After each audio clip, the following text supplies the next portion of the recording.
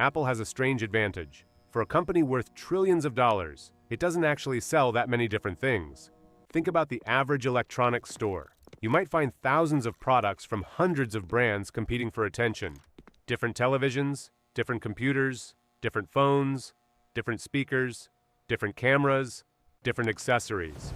Apple could have built a massive catalog covering almost every corner of consumer electronics, but it didn't. Instead, most of Apple's business revolves around a remarkably small collection of product families: the iPhone, the Mac, the iPad, the Apple Watch, AirPods, a handful of accessories, and an increasingly important collection of digital services. That's basically the core of the empire. And yet Apple generates hundreds of billions of dollars in revenue every year. That creates an interesting question. How can a company selling such a concentrated range of products make more money than corporations with vastly larger catalogs? Because Apple's business model isn't really about selling as many different products as possible. It's about extracting an extraordinary amount of value from a relatively small number of products. And more importantly, from the customers who buy them. Apple has designed a system where one successful product can create demand for another, and another, and another. A person who buys an iPhone isn't simply buying a phone. They're potentially becoming a future customer for AirPods, an Apple Watch, a MacBook, iCloud storage, Apple Music, Apple Care, and eventually another iPhone. That distinction explains almost everything. Apple isn't trying to win by having the largest product catalog. It's trying to build one of the most valuable customer relationships in modern business. And once you understand how that relationship works, Apple's enormous profits start making a lot more sense. Let's start with the most important product in the system, the iPhone. For most companies, selling a product is the end of a transaction. A customer enters a store, they buy something, the company gets paid, and the relationship largely ends until that customer needs something again. For Apple, selling an iPhone can be the beginning of the transaction, because the iPhone isn't just one source of revenue, it's an entry point. Imagine you've never owned an Apple product before. You buy an iPhone. At first, that's all you have.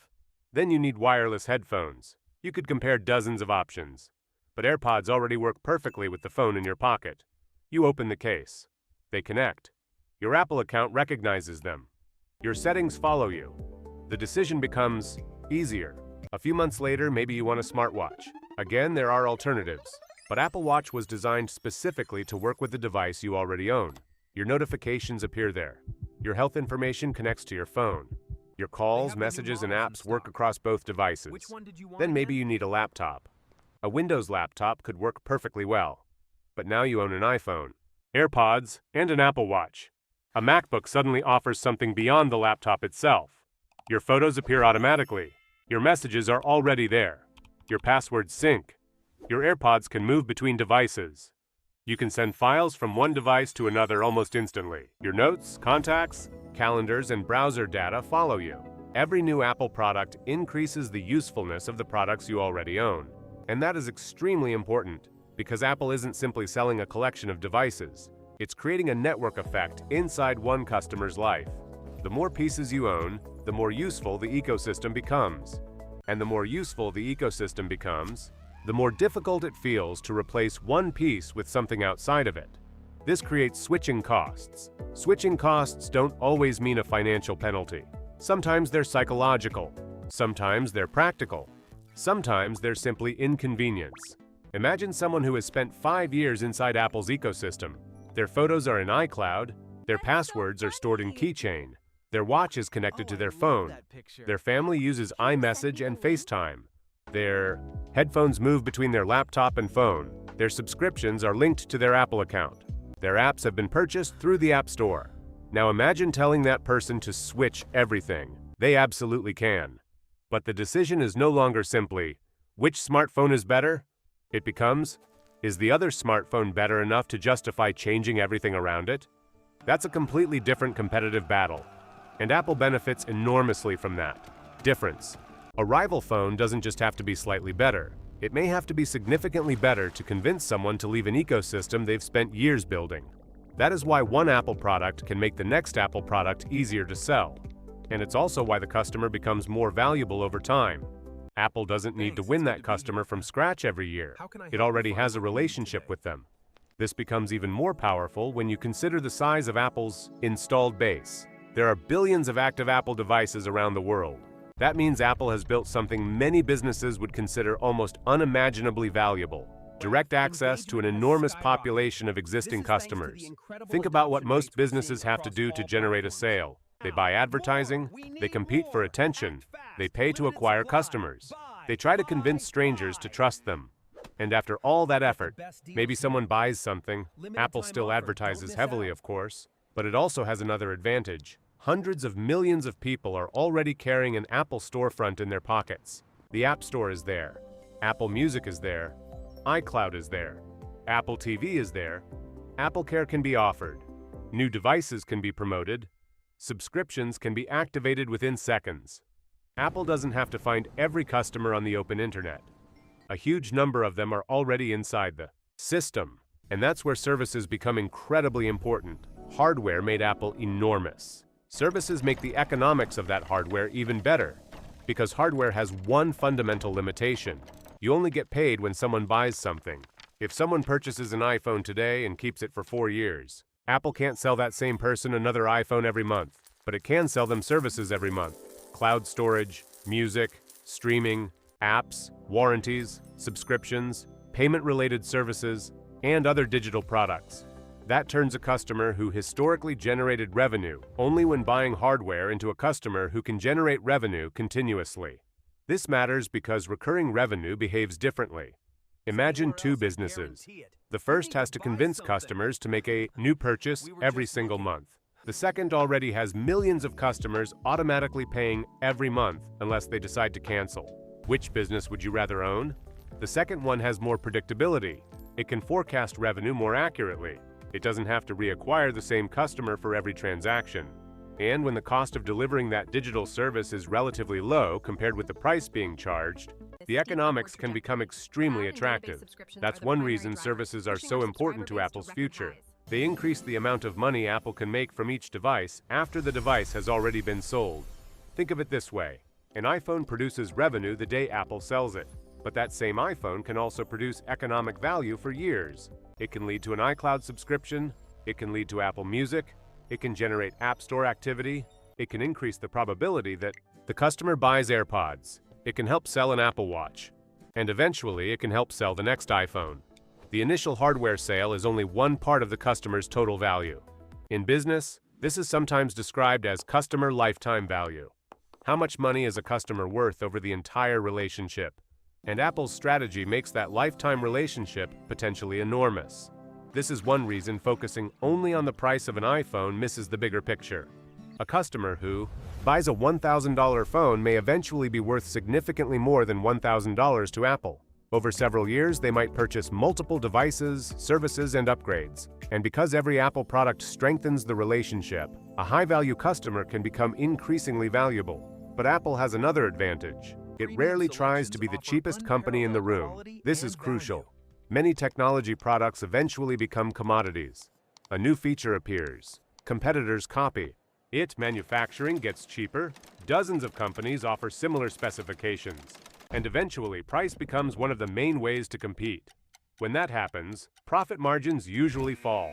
If two companies sell almost identical products, customers naturally start asking, "Why should I pay more?"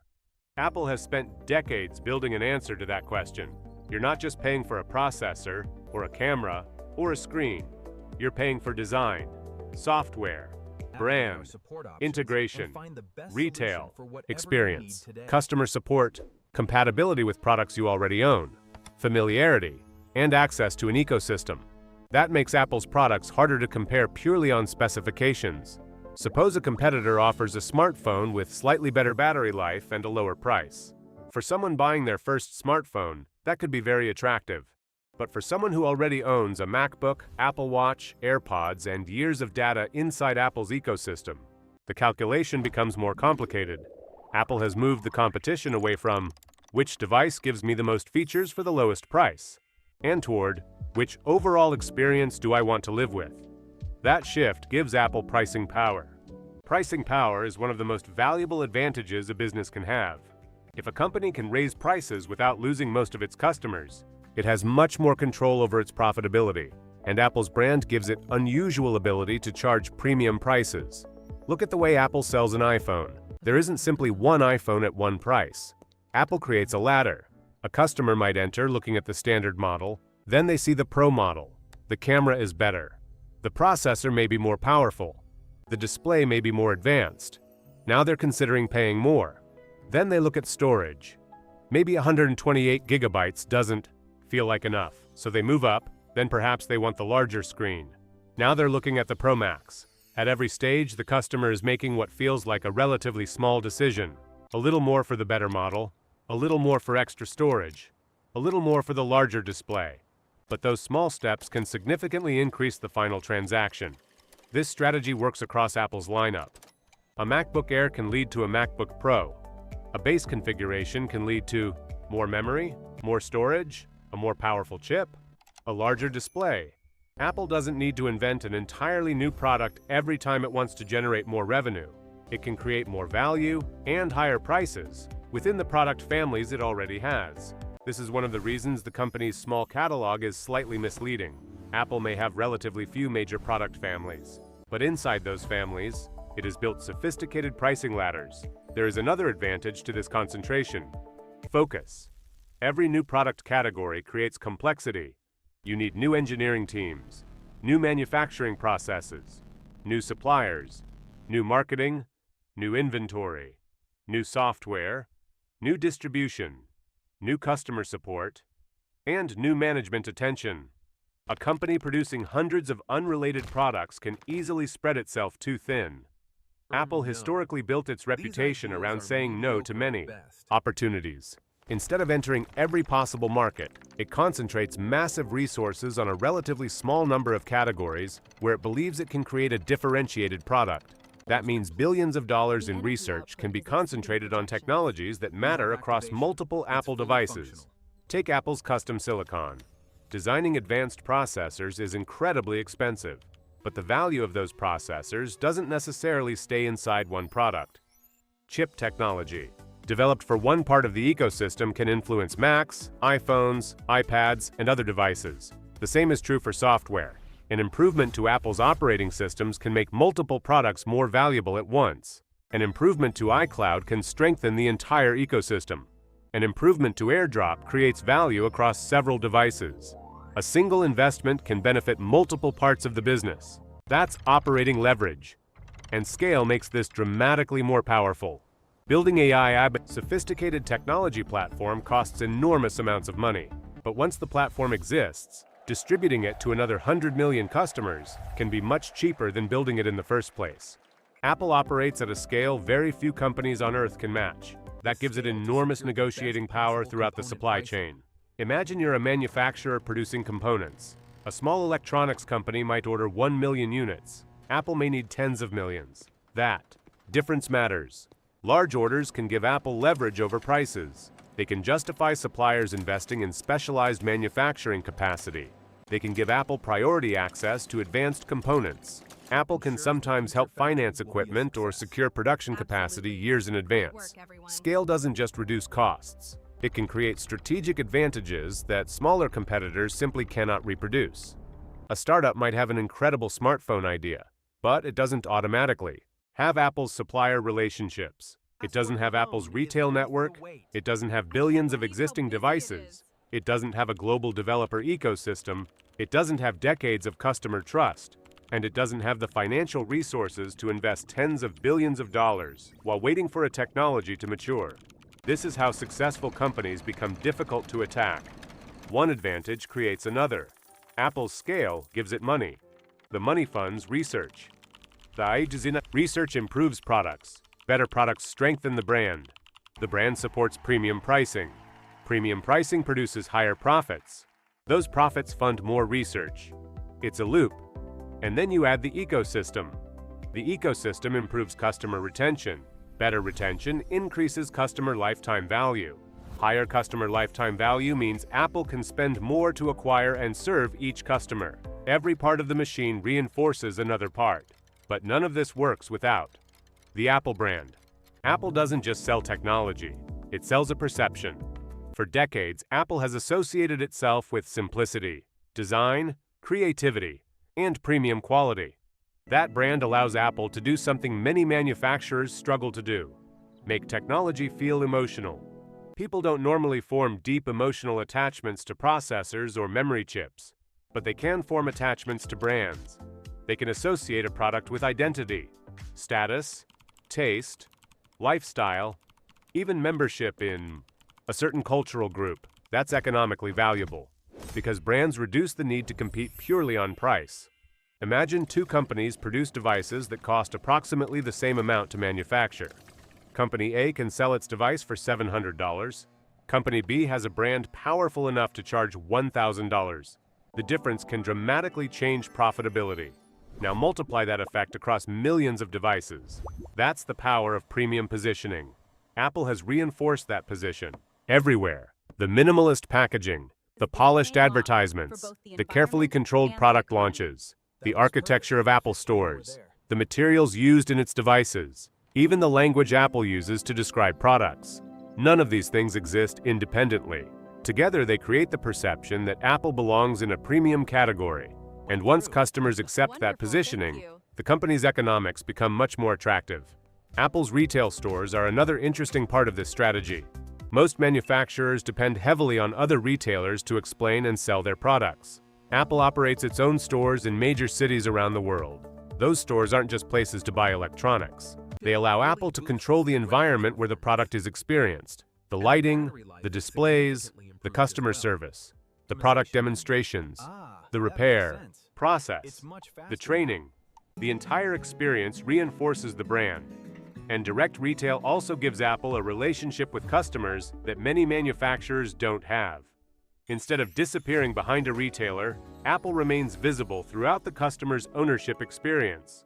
All of this creates an unusually integrated business. Apple designs the hardware, it designs the operating systems, it develops many of the chips, it controls important distribution channels, it operates stores, it operates services, it controls much of the software environment, and it connects everything through one account.